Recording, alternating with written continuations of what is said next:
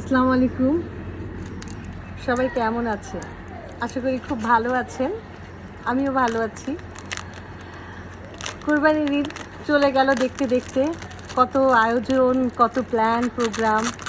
দেশের বাড়িতে এসেছি, বাবার বাড়ির নিজের ঘরটাতে আছি। আসলে অন্যরকম ভালো লাগে বাবার বাড়ি আসলে নিজের ঘরে বসিয়ে স্মৃতিকাতর হতে। এই যে জানালাটা, সবুজ কাঁঠাল গাছ, সব কিছুই সেই পুরাতন ছোট ছোট স্মৃতিকে মনে করিয়ে দেয়। এই যে দেয়ালটা, এখানে বসে পেয়ারা পেরে খেতাম, খুব মজা লাগতো। পেয়ারা গাছটা এখন নেই, তাকে কেটে ফেলা হয়েছে, কারণ বয়সের ভারে সে নুয়ে পড়েছিল। পেয়ারা গাছটার মতো হয়তো একদিন আমরাও বয়সের ভয়ে নুয়ে পড়ব। সেদিন হয়তো বা আমাদেরও চলা শেষ হবে, সবাই মিলে আমাদের পৌঁছে দেবে আমাদের নির্দিষ্ট গন্তব্যে।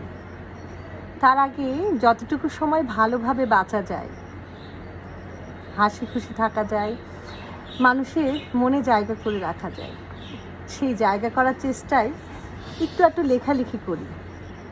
লেখক হিসেবে সেইভাবে পরিচয় দেওয়ার মতো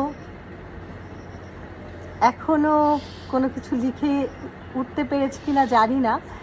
তবে এবছরের বইমেলায় আমার একটি উপন্যাস বেরিয়েছিল, সুচিত্রা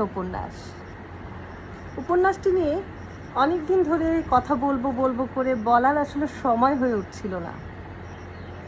আজ মনে হলো কিছু কথা বলি, তাই আপনাদের সামনে চলে এলাম।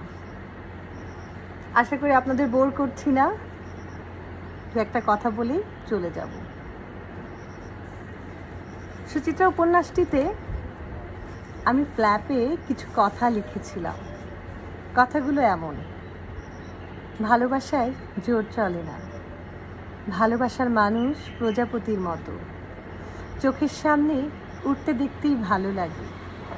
হাওয়ার মিঠাই যেমন হাতের তালুতে ধরে রাখার জিনিস, ভালোবাসা তেমনই, জোর করে পেতে চাইলে ভালোবাসার সৌন্দর্য নষ্ট হয়।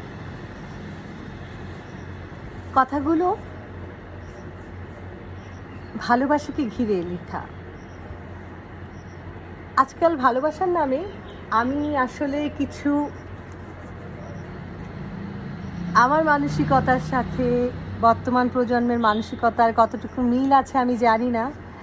আমি মিল খোঁজার চেষ্টা করি, বাট নতুন নতুন শব্দ যোগ হয়েছে ভালোবাসা সম্পর্কটিকে নিয়ে। আমার কাছে ভালোবাসা বলতে মানসিক আস্থা বলে একটা শব্দ যেটা আছে, আমি সেটাকেই ধারণ করতে চাই।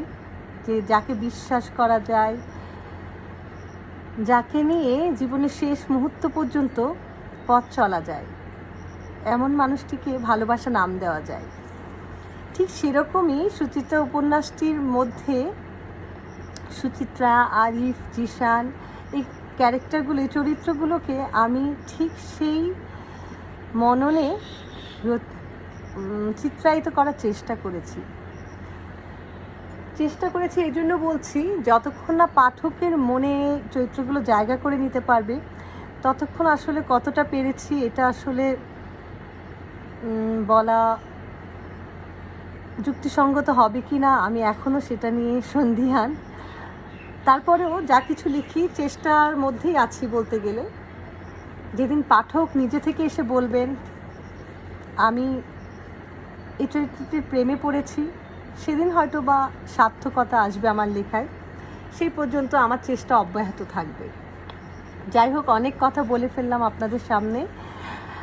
আশা করি আপনাদের ঈদ ভালো কেটেছে, আগামী দুদিনও অনেক ভালো কাটবে। তারপর স্কুল ছুটি শেষ হবে, অফিস ছুটি শেষ হবে, সবাই যার যার গন্তব্যে ফিরে যাব।